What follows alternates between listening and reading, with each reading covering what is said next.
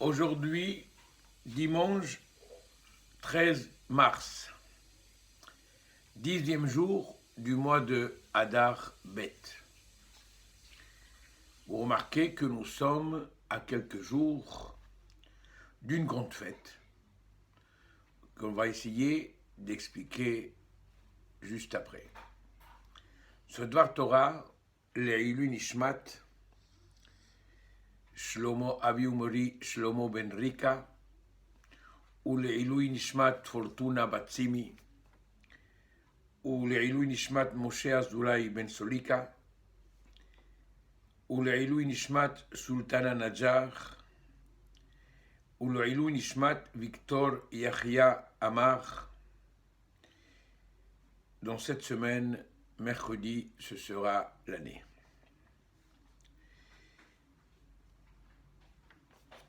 Zichram Baruch, que leur souvenir soit source de bénédiction pour nous tous. Et Refoua Shlema à tous ceux qui en ont besoin, à tous les malades d'Israël. Chers amis, je vais commencer chaque fois le Dvar Torah par une question. Et nous donnerons la réponse, si on n'oublie pas, à la fin du Dvar Torah. Une question qui se pose peut-être pas assez souvent, mais elle peut se poser. Il y avait quelqu'un qui devait se rendre à un point précis en voiture, et en route, il rencontre un ami, et il lui dit « Où vas-tu » Je lui dis « À tel endroit ». Et justement, je vais à tel endroit, si tu veux, je t'accompagne, tu peux monter dans la voiture. Ça arrive souvent. Il monte, les deux voyagent sans aucun problème. Et en route, le propriétaire de la voiture lui dit « Tu as le permis ?» Il dit « Bien sûr, j'ai le permis, très bien. Parce que je dois faire une course et malheureusement, je vois qu'il n'y a pas de place. Je vais laisser la voiture, elle est très mal stationnée effectivement, mais tu es devant.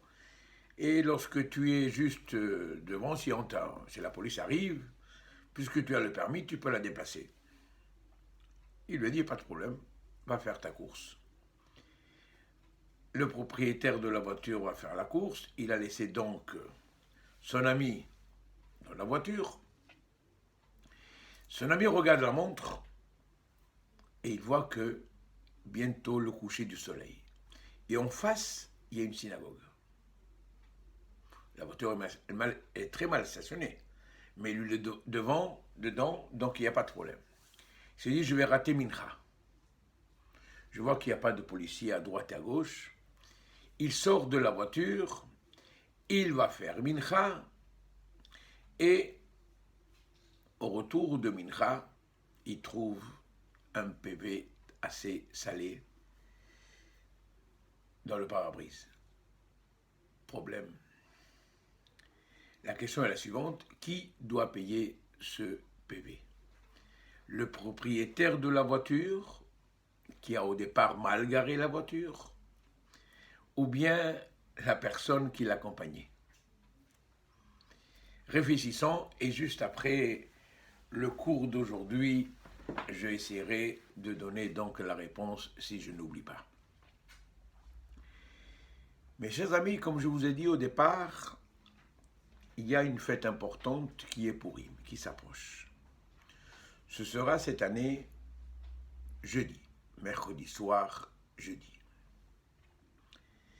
La veille mercredi, comme vous le savez, est un jour de jeûne. C'est un jour de jeûne très particulier. Pardon. Car il n'est pas comme les autres. Celui-ci, on peut, si on a besoin, s'abstenir de jeûner. Les personnes qui sont fatiguées, qui sont malades, les femmes enceintes, les femmes qui allaitent, peuvent ne pas jeûner parce que ce n'est pas un jeûne très obligatoire comme les autres. Je n'ai pas dit qu'il ne faut pas jeûner. Ceux qui sont en bonne santé, les hommes comme les femmes, doivent jeûner. Mais il est un peu plus cool que les autres parce que c'est un minhag par rapport au jeûne qu'Esther a fait. Bon, ça c'est la journée de mercredi. Mais mercredi soir et jeudi matin, nous allons pratiquer dans la journée de Purim plusieurs mitzvot que vous connaissez tous. Je vais les rappeler, mais brièvement, sans rentrer trop dans les détails. Nous allons lire la Megillah 2 fois, le soir et le matin. Nous allons donner Mishloach Manot, à savoir, nous allons envoyer par l'intermédiaire de quelqu'un de préférence 2 mets à une personne au minimum. Ça s'appelle Mishloach Manot. Nous allons aussi donner à 2 pauvres de la Zdaka. Nous allons faire donc le Mishté aussi de Purim, le festin de Purim pendant la journée de Purim. Voilà, il y a plusieurs mitzvot. On ne va pas oublier de faire El Anissim aussi pendant la prière, pendant la Mida et pendant le Birkat Amazon concernant Purim. Bon. Il y a aussi le Machatzit Shekel que l'on donne avant Purim. Mais la question que je voudrais avec vous poser est la suivante. Chaque fête juive a un symbole. Je vous donne un exemple. Rosh Hashanah est représenté par les sonneries du shofar. La fête de Hanouka est représentée par l'allumage des bougies. La fête de Sukkot, nous prenons le loulav. La fête de Pessah, nous mangeons la matzah.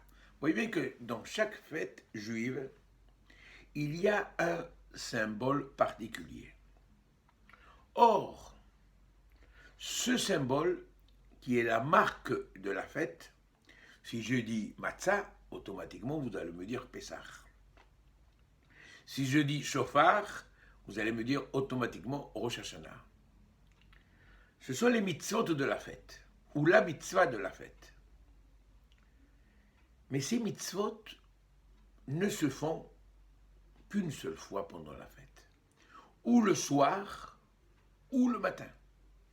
Par exemple, le shofar à Rosh Hashanah, nous ne le sonnons qu'uniquement dans la journée. Yom Teruah Yerachem. Nous avons toute la journée pour sonner. Mais la nuit, on n'a pas le droit de sonner. Les lumières de Hanouka, nous devons les allumer la nuit, à partir de la sortie des étoiles et toute la nuit. Mais la journée, on n'a plus d'obligation du tout de les allumer. Le loulav à Sukkot, nous le prenons uniquement que pendant la journée. La nuit, on n'a pas le droit de prendre le loulav. Vous remarquez que les mitzvot de toutes les fêtes ne se font que le soir ou le matin. Même la matzah à Pessah, on la mange le soir. Alors la question qui se pose est la suivante. À Purim, il y a aussi un symbole qui marque la fête de Purim. C'est la lecture de la Megillah,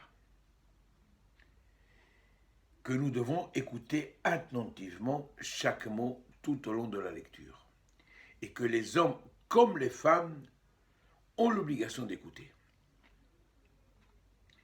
Mais cette mitzvah se fait 2 fois. Elle se fait le soir, et j'ouvre une petite parenthèse, on trouve dans toutes les synagogues au monde que le soir plein de monde vient écouter. Et le matin, il y a beaucoup moins de monde. Or, sachez que la lecture de la Megillah a l'obligation d'être entendue et le soir et le matin. La mitzvah du soir n'a absolument rien à voir avec la mitzvah du matin. Ce sont 2 mitzvot totalement différentes. La question est la suivante. Pourquoi pour Purim, la mitzvah de Purim doit se faire 2 fois, contrairement aux autres mitzvot de toutes les fêtes qui ne se font qu'une seule fois? Il y a plusieurs réponses, mais une des réponses les plus simples, c'est que à l'époque de Purim, la situation des enfants d'Israël était dramatique. Car Haman voulait exterminer, comme souvent d'autres aussi, tout le peuple d'Israël. Minahar ve'ad zaken, depuis le plus jeune jusqu'au plus ancien. Il voulait les être exterminés tous, et en plus, en une seule journée. lorsque les enfants d'Israël étaient au courant de ce décret si cruel envers les enfants d'Israël, leur seule arme à ce moment-là n'était pas de faire la guerre, n'était pas de faire des manifestations, n'était pas de se défendre, mais nous avons, nous, enfants d'Israël, une arme très puissante qui s'appelle l'étude de la Torah. Et aussi la tfila, la prière. Les bénis d'Israël ont prié jour et nuit. Ils ont étudié jour et nuit pour prendre conscience combien dans les moments difficiles nous devons nous approcher d'Akadosh Baruch Hu. C'est ce qu'ils ont fait et ils ont été donc sauvés. Ils ont prié jour et nuit. Et c'est pourquoi que nous devons lire la Megillah et le soir et aussi donc le matin. Il y a plusieurs lois concernant Purim, que ce soit au niveau de la lecture de la Megillah, du Mishloach Manot, etc. Mais moi je voudrais apporter avec vous une seule loi, que vous connaissez sûrement, qui est écrite dans le Shulchan Aruch, qui est la suivante. Chayav Adam lebasume bepuria. D'ailleurs, c'est même une chanson. L'homme a l'obligation de se saouler à Purim, ad shelo yada, jusqu'à qu'il arrive à confondre entre Baruch Mordechai et Aruch Aman, et qu'il arrive à dire Baruch Aman. Qu'il arrive à confondre entre béni soit Mordechai et maudit soit Haman, et qu'il arrive à dire béni soit Haman.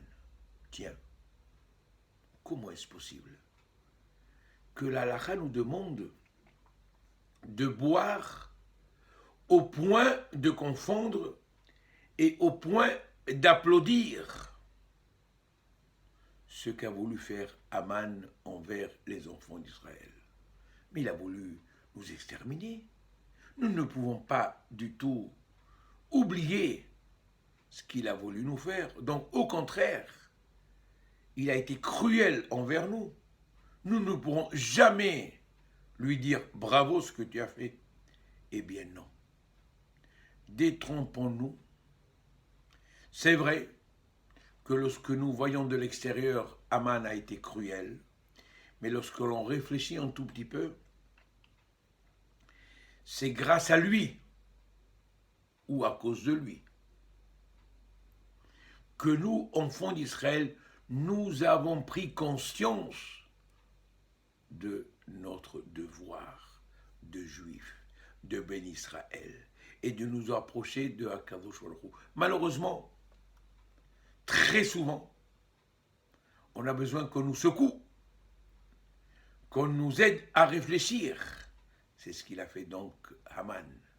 Les enfants d'Israël à l'époque de Haman, en assistant surtout au festin qu'Achashverosh a fait et que Mordechai avait averti donc les enfants d'Israël de ne pas assister parce que c'était un piège, malheureusement, on s'assimile trop vite et on voit donc malheureusement les conséquences donc négatives. Mes chers amis, je sais que tout le monde en parle de ce qui arrive actuellement en Europe. Entre la Russie, l'Ukraine, M. Poutine, qui a attaqué donc les Ukrainiens et qui, ça fait des massacres tous les jours. Comme je vous ai dit la dernière fois, je ne rentre pas du tout dans les problèmes politiques parce que je n'y connais rien. Il y a une histoire, et ça, vous n'avez qu'à lire tous les livres vous-même, l'histoire, et vous verrez bien. Et moi là-dessus, je ne voudrais pas parler. Je voudrais vous parler quelque chose que j'ai vu de mes propres yeux, que j'ai entendu et que vous avez peut-être vous aussi vu. Et simplement vous rappeler. Il y a quelques années, il n'y a pas très longtemps,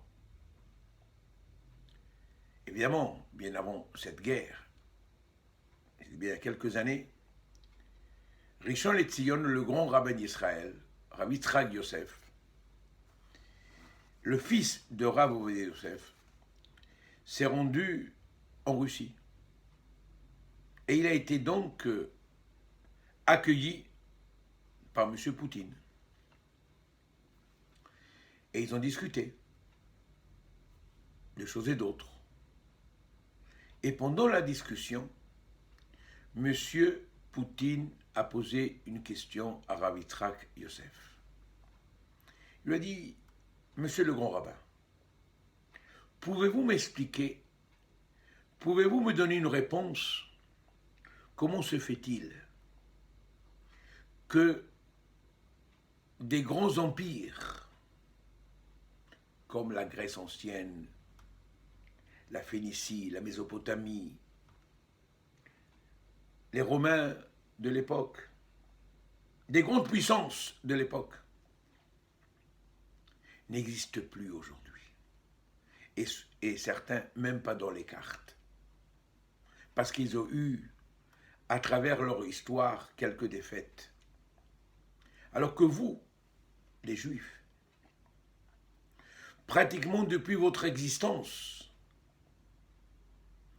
pas seulement depuis 1948, bien avant, plein de pays ont cherché et ont essayé par tous les moyens de vous exterminer. Ils ne sont pas arrivés. Et vous êtes là. Vous êtes présents et vous faites beaucoup de bruit dans le monde. Pouvez-vous me donner la réponse? Le grand rabbin d'Israël, Rav Yitzhak Yosef, lui dit, bien sûr. Poutine l'arrête. Non, je n'ai pas la réponse de votre part. Moi, je vais vous donner la réponse. Monsieur Poutine a dit à Rav Yitzhak Yosef, moi, je vais vous donner la réponse. Car vous avez, vous, une arme que nous n'avons pas, que personne au monde a. Elle est uniquement détenue que par les enfants d'Israël, que par les Juifs.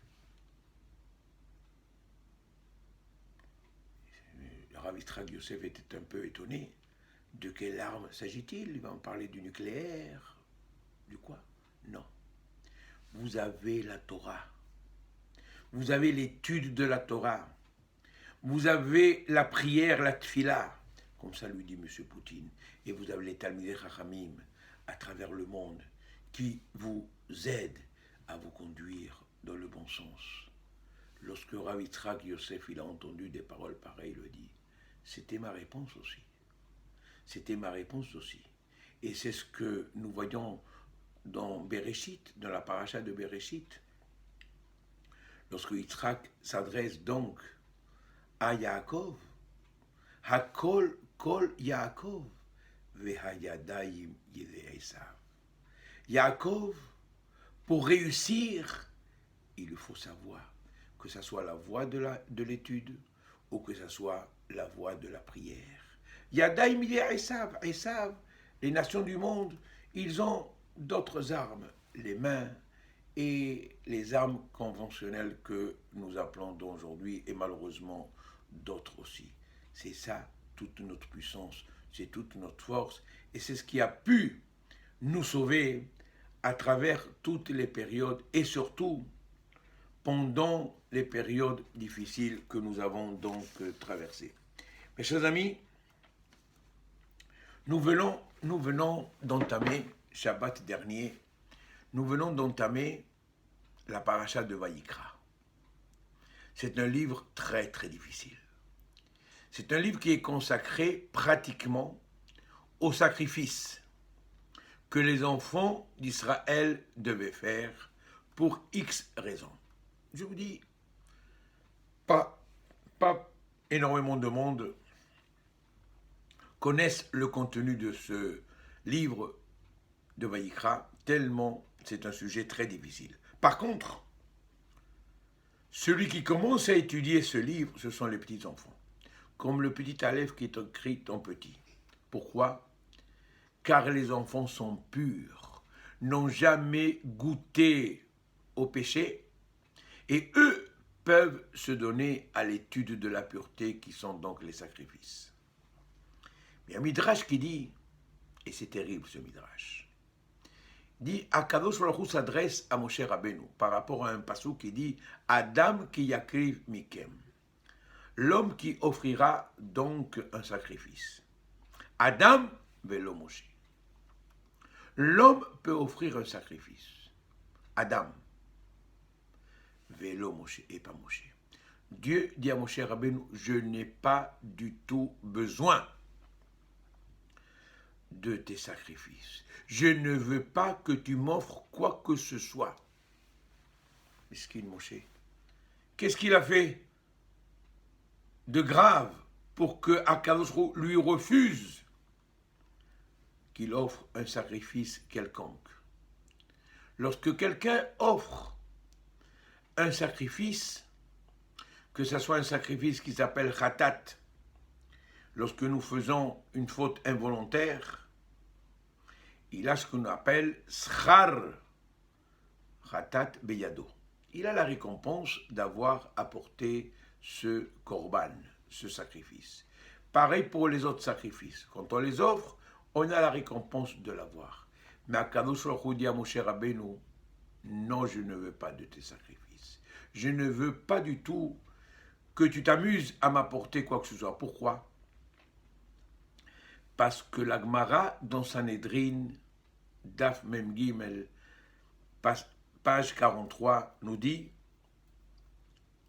très très simple, Kol shedato shefela, tout celui qui est dans ce monde modeste, que ilu hikriv kol hakorbanot kulam, comme s'il avait offert tous les sacrifices du monde. Et je sais, je peux témoigner sur toi, mon cher Rabbeinu, que tu es un homme modeste.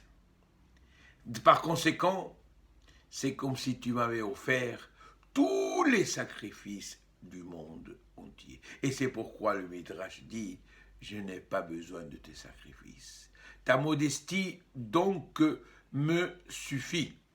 Vous savez, nous disent les sages quelque chose d'extraordinaire. Et c'est Maran Achida, Rabbi Haïm Yosef David Azoulay nous dit, l'homme il a 248 membres. La valeur numérique du mot Anav égale à 248. Si vous faites le compte, vous n'arriverez pas à 248. Mais si vous faites le compte de la façon suivante, vous arriverez à 248. Car Ayin, c'est 70. Mais Ayin, on l'écrit Ayin Yud Nun.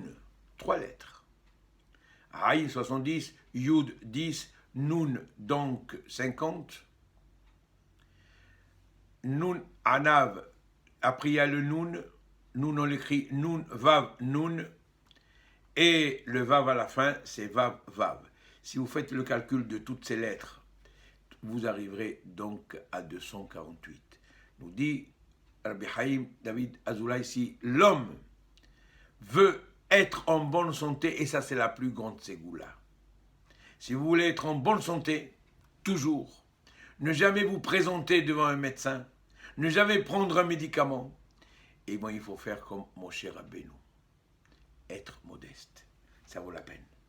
Ça vaut la peine d'être modeste, mais pas seulement d'une façon extérieure, par le compte extérieur, mais par le compte intérieur, comme je viens de vous montrer au niveau de Hanav.